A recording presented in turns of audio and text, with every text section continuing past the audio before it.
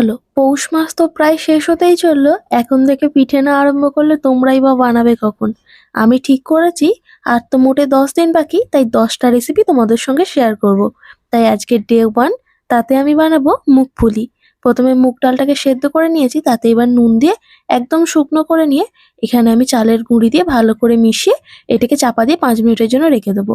এবার ভেতরে নারকেলের পুরটা তৈরি করব। তাই 1 বাটি নারকেল কোড়া আর 1 বাটি চিনি দিয়ে পাকটা তৈরি করে নেবো। লাস্টে অল্প একটু সাদা তিল দিয়ে এটাকে লাবিয়ে ঠান্ডা হতে দেবো। এবার উপরের যে খোলটা তৈরি করেছিলাম সেটাকে লাবিয়ে একটু ঘি দিয়ে ভালো করে মেখে ছোট ছোট লেচি কেটে নেবো। হাতে একটু ঘি মাখিয়ে এবার ছোট ছোট বাটির শেপ দিয়ে নেবো। দিয়ে ভেতরে পুর ভরে এখানে আমি পিঠের শেপগুলো তৈরি করে নিচ্ছি।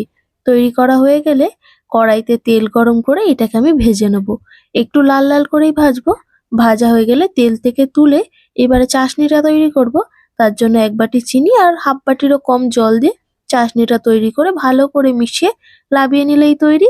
তাহলে একবার এইভাবে বানাবেন, জানাবেন কেমন লাগলো, আর ভালো লাগলে একটা লাইক করবেন।